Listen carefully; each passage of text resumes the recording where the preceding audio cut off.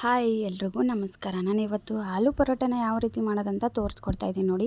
ಮೊದಲಿಗೆ ನಾನಿಲ್ಲಿ ಆಲೂಗಡ್ಡೆನ ತೊಗೊಂಡಿದ್ದೀನಿ. ಸೊ ಇವಾಗ ಆಲೂಗಡ್ಡೆನ ಕುಕ್ಕರಲ್ಲಿ ಹಾಕ್ಕೊಂಡು ಆಲೂಗಡ್ಡೆ ಮುಳುಗೋಷ್ಟು ನೀರು ಹಾಕ್ಕೊಳ್ಳಿ. ಇವಾಗ ಇದನ್ನು 3ರಿಂದ 4 ವಿಸಿಲ್ನ ಹೊಡೆಸ್ಕೊಳ್ಬೇಕು. ಸೊ ಇವಾಗ ಆಲೂಗಡ್ಡೆ ಹಾಕಿ ಅದಕ್ಕೆ ಮುಳುಗೋಷ್ಟು ನೀರು ಹಾಕ್ಕೊಳ್ತಾ ಇದ್ದೀನಿ. ಫಸ್ಟ್ ಟೈಮ್ ಯಾರಾದರೂ ವಿಡಿಯೋ ನೋಡ್ತಿದ್ರೆ ಎಲ್ಲರೂ ಚಾನಲ್ನ ಸಬ್ಸ್ಕ್ರೈಬ್ ಮಾಡಿಕೊಂಡು ವಿಡಿಯೋನ ನೋಡಿ. ಇವಾಗ ನೋಡಿ ಆಲೂಗಡ್ಡೆ ಮುಳುಗೋಷ್ಟು ನೀರು ಹಾಕ್ಕೊಂಡು ಕುಕ್ಕರ್ನ ಕ್ಲೋಸ್ ಮಾಡ್ಕೊತೀನಿ. ಕುಕ್ಕರ್ನ ಕ್ಲೋಸ್ ಮಾಡ್ಕೊಂಡು ಇದನ್ನು 3ರಿಂದ 4 ವಿಸಿಲ್ ಹೊಡೆಸ್ಕೊಳ್ಳಿ. ಸಾಫ್ಟ್ ಆಗಬೇಕು ಆಲೂಗಡ್ಡೆ, ಅಂದರೆ ಪರೋಟ ಚೆನ್ನಾಗಿ ಬರುತ್ತೆ. ಸೊ ಆಲೂಗಡ್ಡೆ ಸಾಫ್ಟ್ ಆಗೋವರೆಗೂ ಚೆನ್ನಾಗಿ ಬೇಯಿಸ್ಕೊಳ್ಬೇಕು. 3 ವಿಸಿಲ್ ಹೊಡೆಸ್ಕೊಂಡ್ರೆ ಸಾಕು. ಇವಾಗ ನಾನು ಪರೋಟ ಮಾಡೋಕ್ಕೆ ಹಿಟ್ಟನ್ನು ಕಲಿಸ್ಕೊಳ್ತಾ ಇದ್ದೀನಿ. ನಾನಿಲ್ಲಿ ಗೋಧಿ ಹಿಟ್ಟನ್ನು ಯೂಸ್ ಮಾಡ್ಕೊಂಡಿದ್ದೀನಿ. ಗೋಧಿ ಹಿಟ್ಟು ಯೂಸ್ ಮಾಡ್ಕೊಳ್ಬೋದು, ಇಲ್ಲ ಮೈದಾ ಹಿಟ್ಟು ಕೂಡ ನೀವು ಯೂಸ್ ಮಾಡ್ಕೊಳ್ಬೋದು. ನಾನಿಲ್ಲಿ ಗೋಧಿ ಹಿಟ್ಟಿಂದ ಪರೋಟ ಮಾಡ್ತಾಯಿದ್ದೀನಿ. ಇವಾಗ ನೋಡಿ, ನಾವು ಹೋಳಿಗೆಗೆ ಯಾವ ಥರ ಹಿಟ್ಟು ಕಲಿಸ್ತೀವಲ್ವ ಆ ಥರ ಕಲಿಸ್ಕೊಳ್ಬೇಕು. ಗೋಧಿ ಹಿಟ್ಟಿಗೆ ಒಂದು ಸ್ವಲ್ಪ ಉಪ್ಪು ಹಾಕ್ಕೊಂಡಿದ್ದೀನಿ. ಇವಾಗ ಒಂದು ಅರ್ಧ ಸ್ಪೂನು ಇಲ್ಲ 1 ಸ್ಪೂನಷ್ಟು ಅರಿಶಿನ ಪುಡಿನ ಹಾಕ್ಕೊಳ್ಳೋಣ. ಅರಿಶಿನ ಪುಡಿ ಹಾಕ್ಕೊಳ್ಳೋದ್ರಿಂದ ಪರೋಟ ಕಲರ್ ತುಂಬಾ ಚೆನ್ನಾಗಿ ಬರುತ್ತೆ. ಸೊ ಇವಾಗ ಇದನ್ನು ಮಿಕ್ಸ್ ಮಾಡ್ಕೊಳ್ಳೋಣ. ಹೋಳಿಗೆಗೆ ನೀವು ಯಾವ ಥರ ಹಿಟ್ಟು ಕಲಿಸ್ಕೊಳ್ತೀರಲ್ವ ಸೊ ಆ ಥರ ನಾನು ಇವಾಗ ಕಲಿಸ್ಕೊತೀನಿ. ಸೊ ಇವಾಗ ಇದನ್ನು ಕಲಿಸ್ಕೊಂಡು ಬರ್ತೀನಿ ಹಿಟ್ಟನ್ನು. ಇವಾಗ ನೋಡಿ, ನಾನು ಹಿಟ್ಟನ್ನು ಕಲಸಿ ಇಟ್ಕೊಂಡಿದ್ದೀನಿ. ಜಾಸ್ತಿ ನೀರೂ ಇರಬಾರ್ದು ಮತ್ತು ಗಟ್ಟಿ ಕೂಡ ಇರಬಾರ್ದು. ನೋಡಿ ಈ ಥರ ಇದ್ದರೆ ಸಾಕು, ಪರೋಟ ಮಾಡೋಕ್ಕೆ ತುಂಬ ಚೆನ್ನಾಗಿರುತ್ತೆ. ಇವಾಗ ನೋಡಿ ಹಿಟ್ಟು ಕಲಸಿ ಇದನ್ನು ಒಂದು ಅರ್ಧ ಗಂಟೆ ನೆನೆಯಕ್ಕೆ ಬಿಡೋಣ.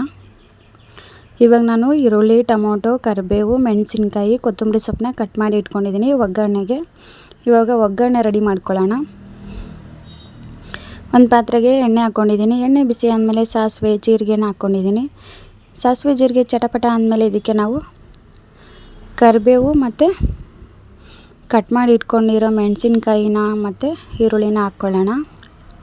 ಈ ಥರ ಪರೋಟ ಮಾಡಿದರೆ ತುಂಬಾ ಚೆನ್ನಾಗಿರುತ್ತೆ ನೋಡಿ. ಒಂದ್ಸರಿ ಟ್ರೈ ಮಾಡ್ಕೊಂಡು ನೋಡಿ, ಸಾಫ್ಟ್ ಇರುತ್ತೆ ಮತ್ತು ಟೇಸ್ಟು ಕೂಡ ತುಂಬಾ ಚೆನ್ನಾಗಿರುತ್ತೆ. ಇವಾಗ ನೋಡಿ ಈರುಳ್ಳಿ ಹಾಕ್ಕೊಂಡಿದ್ದೀನಿ. ಈರುಳ್ಳಿನ ಚೆನ್ನಾಗಿ ಫ್ರೈ ಮಾಡ್ಕೊಳ್ಳೋಣ. ಈರುಳ್ಳಿ ಎಲ್ಲ ಚೆನ್ನಾಗಿ ಫ್ರೈ ಆದಮೇಲೆ ಟೊಮೊಟೊ ಹಾಕ್ಕೊಳ್ಳೋಣ. ಟೊಮೊಟೊ ಸಾಫ್ಟ್ ಆಗೋವರೆಗೂ ಚೆನ್ನಾಗಿ ಇದನ್ನು ಬೇಯಿಸ್ಕೊಳ್ಬೇಕು, ಫ್ರೈ ಮಾಡ್ಕೊಳ್ಳಿ ಅಲ್ಲಿವರೆಗೂ. ಚಪಾತಿ ಪಲ್ಯ ಮಾಡೋಕ್ಕೆ ಕಷ್ಟ ಅನ್ನೋರು ಈ ರೀತಿ ನೀವು ಪರೋಟ ಮಾಡ್ಕೊಂಡು ತಿಂದರೆ ಟೈಮ್ ಕೂಡ ಸೇವ್ ಆಗುತ್ತೆ ಮತ್ತು ಟೇಸ್ಟ್ ಅಂತೂ ತುಂಬಾ ಚೆನ್ನಾಗಿರುತ್ತೆ. ಒಂದ್ಸರಿ ಈ ರೀತಿ ಪರೋಟ ಮಾಡ್ಕೊಂಡು ತಿನ್ನಿ, ಮತ್ತೆ ಮತ್ತೆ ಮಾಡ್ಕೊಂಡು ತಿಂತೀರಾ. ಇವಾಗ ನೋಡಿ ಇದನ್ನು ಚೆನ್ನಾಗಿ ನಾವು ಫ್ರೈ ಮಾಡ್ಕೊಳ್ತಾ ಇದ್ದೀನಿ. ಟೊಮೊಟೊ ಬೇಕಿದ್ರೆ ಹಾಕ್ಕೊಳ್ಬೋದು, ಇಲ್ಲ ಸ್ಕಿಪ್ ಕೂಡ ಮಾಡ್ಕೊಳ್ಬೋದು. ಇವಾಗ ನೋಡಿ ಇದೆಲ್ಲ ಚೆನ್ನಾಗಿ ಫ್ರೈ ಆದಮೇಲೆ ನಾವು ಇದಕ್ಕೆ ಒಂದು ಸ್ವಲ್ಪ ಉಪ್ಪು, ಅರಿಶಿನ ಪುಡಿನ ಹಾಕ್ಕೊಳ್ಬೇಕು. ಟೊಮೊಟೊ ನೋಡಿ ಇವಾಗ ಹಾಕ್ಕೊತಾ ಇದ್ದೀನಿ ನೋಡಿ. ಇದನ್ನೆಲ್ಲನೂ ಚೆನ್ನಾಗಿ ಫ್ರೈ ಮಾಡ್ಕೊಂಡು ಬಿಡೋಣ.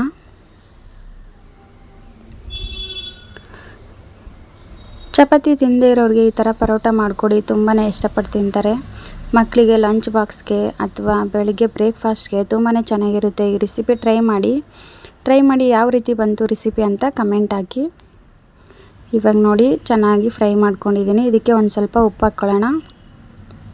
1 ಸ್ಪೂನಷ್ಟು ಉಪ್ಪು ಹಾಕ್ಕೊಂಡಿದ್ದೀನಿ ಮತ್ತು ಒಂದು ಅರ್ಧ ಇಲ್ಲ 1 ಸ್ಪೂನಷ್ಟು ಅರಿಶಿನ ಪುಡಿನ ಹಾಕ್ಕೊಳ್ಳೋಣ. ನೋಡಿ ಇವಾಗ ಅರ್ಧ ಸ್ಪೂನಷ್ಟು ಅರಿಶಿನ ಪುಡಿನ ಹಾಕ್ಕೊಂಡಿದ್ದೀನಿ. ಉಪ್ಪು ನೀವು ನೋಡಿಕೊಂಡು ಹಾಕ್ಕೊಳ್ಬೇಕು. ಜಾಸ್ತಿ ಉಪ್ಪಾದರೆ ಪರೋಟ ತುಂಬಾ ಚೆನ್ನಾಗಿ ಬರಲ್ಲ. ಯಾಕಂದರೆ ಬರೀ ನಾವು ಆಲೂಗಡ್ಡೆ ಪರೋಟ ಮಾಡ್ತಿರೋದ್ರಿಂದ ಒಂದು ಸ್ವಲ್ಪ ಉಪ್ಪನ್ನ ನೀವು ಕಮ್ಮಿನೇ ಹಾಕ್ಕೊಳ್ಬೇಕು. ಹಿಟ್ಟಲ್ಲೂ ಕೂಡ ಉಪ್ಪು ಹಾಕ್ಕೊಂಡಿದ್ದೀವಲ್ವ ಅದಕ್ಕೆ. ಇವಾಗ ಇದನ್ನು ಒಂದ್ಸರಿ ಚೆನ್ನಾಗಿ ಎಲ್ಲನೂ ಮಿಕ್ಸ್ ಮಾಡ್ಕೊಂಡ್ಬಿಡಿ. ಇದು ಚೆನ್ನಾಗಿ ಫ್ರೈ ಆದಮೇಲೆ ಇದನ್ನು ತಣ್ಣಗಾಗಕ್ಕೆ ಬಿಟ್ಬಿಡೋಣ.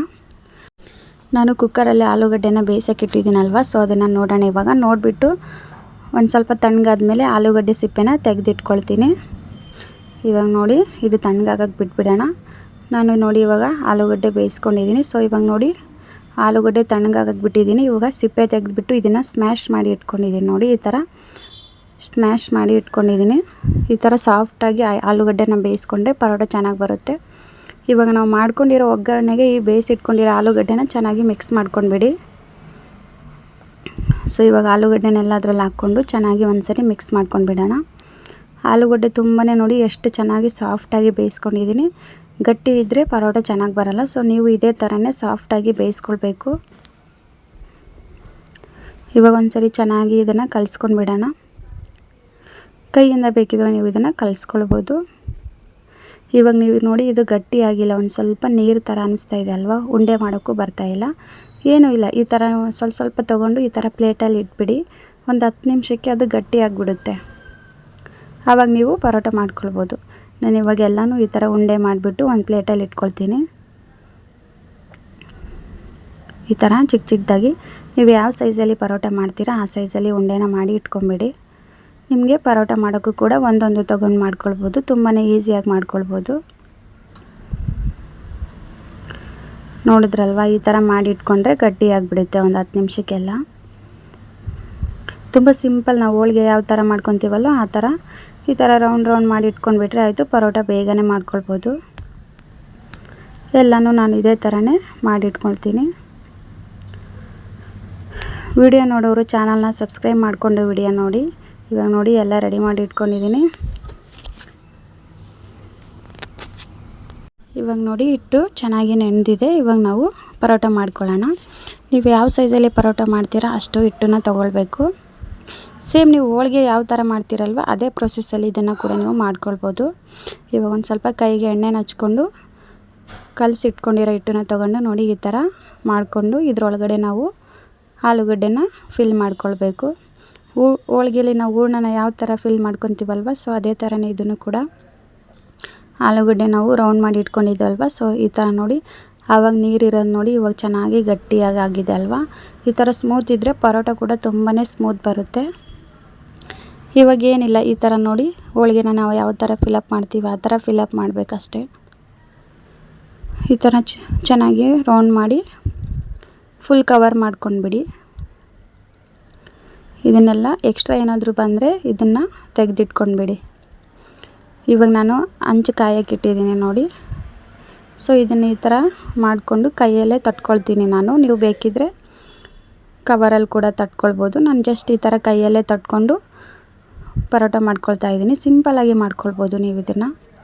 ಈ ಥರ ಕೈಯಲ್ಲಿ ತಟ್ಕೊಂಡು ಹಂಚಿನ ಮೇಲೆ, ಹಂಚು ಏನಾದರೂ ಬಿಸಿ ಆದಮೇಲೆ ಅದಕ್ಕೊಂದು ಸ್ವಲ್ಪ ಹಂಚಿನ ಮೇಲೆ ಎಣ್ಣೆ ಹಾಕ್ಬಿಟ್ಟು ಈ ತಟ್ಕೊಂಡಿರೋ ಪರೋಟನ ಹಂಚಿನ ಮೇಲೆ ಹಾಕ್ಕೊಳ್ಳೋಣ. ಇಲ್ಲಿ ಇವಾಗ ಮತ್ತೆ ಹಂಚಿನ ಮೇಲೆ ಕೂಡ ಇದನ್ನು ತಟ್ಕೊಳ್ಬೋದು ನಾವು. ಎಣ್ಣೆ ಹಾಕ್ಕೊಂಡು ಈ ಥರ ನೀವು ತಟ್ಕೊಳ್ಬೋದು ನೋಡಿ. ಹಂಚಿನ ಮೇಲೆ ತಟ್ಕೊಂಡು ನೀವು ಇದನ್ನ ಸ್ವಲ್ಪ ದೊಡ್ಡದು ಮಾಡ್ಕೊಳ್ಬೋದು. ತುಂಬಾ ಚೆನ್ನಾಗಿರುತ್ತೆ. ಈಸಿ ಮೆಥಡಲ್ಲಿ ನೀವು ಇದನ್ನು ಮಾಡ್ಕೊಳ್ಬೋದು ನೋಡಿ. ಈ ಥರ ಕೈಯಿಂದ ಪ್ರೆಸ್ ಮಾಡ್ಕೊಂಡು ಹೋದರೆ ನೀವು ಪರೋಟ ಎಷ್ಟು ದೊಡ್ಡದು ಬೇಕಾದರೂ ಮಾಡ್ಕೊಳ್ಬೋದು. ಮತ್ತು ಒಂದು ಸ್ವಲ್ಪ ಮೇಲೆ ಒಂದು ಸ್ವಲ್ಪ ಎಣ್ಣೆ ಹಾಕ್ಕೊಂಡ್ಬಿಡಿ. ಮೇಲೆ ಒಂದು ಸ್ವಲ್ಪ ಎಣ್ಣೆ ಹಾಕ್ಕೊಂಡು ಇದನ್ನು ಎರಡು ಕಡೆಯೂ ಚೆನ್ನಾಗಿ ಬೇಯಿಸ್ಕೊಳ್ಬೇಕು ನೋಡಿ. ಈ ಥರ ಎರಡು ಕಡೆಯೂ ಚೆನ್ನಾಗಿ ಬೇಯಿಸ್ಕೊಂಡ್ರೆ ಆಲೂ ಪರೋಟ ರೆಡಿ ಆಗಿಬಿಡುತ್ತೆ. ಟೇಸ್ಟ್ ಅಂತೂ ತುಂಬಾ ಚೆನ್ನಾಗಿರುತ್ತೆ. ಒಂದು ಸರಿ ಟ್ರೈ ಮಾಡಿ, ನಿಮಗೆ ಗೊತ್ತಾಗುತ್ತೆ. ಇವಾಗ ನೋಡಿ ನಾನು ಇದನ್ನು ಚೆನ್ನಾಗಿ ಎರಡು ಕಡೆ ಬೇಯಿಸಿಟ್ಕೊಂಡಿದ್ದೀನಿ. ಇದನ್ನು ಕೂಡ ಅದೇ ಥರನೇ ಎರಡು ಕಡೆಯೂ ಚೆನ್ನಾಗಿ ಬೇಯಿಸ್ಕೊಳ್ಳಿ. ನೀವು ತುಪ್ಪ ಬೆಣ್ಣೆ ಕೂಡ ಹಾಕ್ಕೊಳ್ಬೋದು.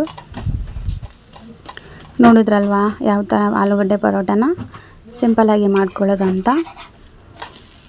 ಚೆನ್ನಾಗಿ ಎರಡು ಕಡೆಯೂ ನೀಟಾಗಿ ಬೇಯಿಸ್ಕೊಂಡ್ಬಿಟ್ರೆ ರೆಡಿ ಆಗಿಬಿಡುತ್ತೆ ಆಲೂಗಡ್ಡೆ ಪರೋಟ ನೋಡಿ. ನಾನು ಈ ಥರ ಮೆಥಡಲ್ಲಿ ತೋರಿಸಿದ್ದೀನಿ. ನಿಮಗೇನಾದರೂ ಈ ವಿಡಿಯೋ ಇಷ್ಟ ಆದರೆ ನನ್ನ ಚಾನಲ್ಗೆ ಸಬ್ಸ್ಕ್ರೈಬ್ ಮಾಡ್ಕೊಳ್ಳಿ. ಮತ್ತು ಈ ವಿಡಿಯೋನ ಕಮೆಂಟ್ ಮಾಡಿ ಮತ್ತು ಶೇರ್ ಮಾಡ್ಕೊಳ್ಳಿ ನಿಮ್ಮ ಫ್ರೆಂಡ್ಸ್ ಜೊತೆ. ಸೊ ಈ ವಿಡಿಯೋ ಇಷ್ಟ ಆದರೆ ಹಾಗೆ ಒಂದು ಲೈಕ್ ಮಾಡೋದನ್ನು ಮಾತ್ರ ಮರಿಬೇಡಿ. ಸೊ ಯಾರೆಲ್ಲ ಕೊನೆವರೆಗೂ ವಿಡಿಯೋ ನೋಡಿದ್ದೀರಾ ಎಲ್ರಿಗೂ ಕೂಡ ಥ್ಯಾಂಕ್ ಯು. ಇದೇ ಥರ ವಿಡಿಯೋ ಮಾಡಿ ಸಪೋರ್ಟ್ ಮಾಡ್ತಾಯಿರಿ ಅಂತ ಹೇಳ್ತಾ ನೆಕ್ಸ್ಟ್ ವಿಡಿಯೋಲಿ ಸಿಗ್ತೀನಿ. ಬಾಯ್.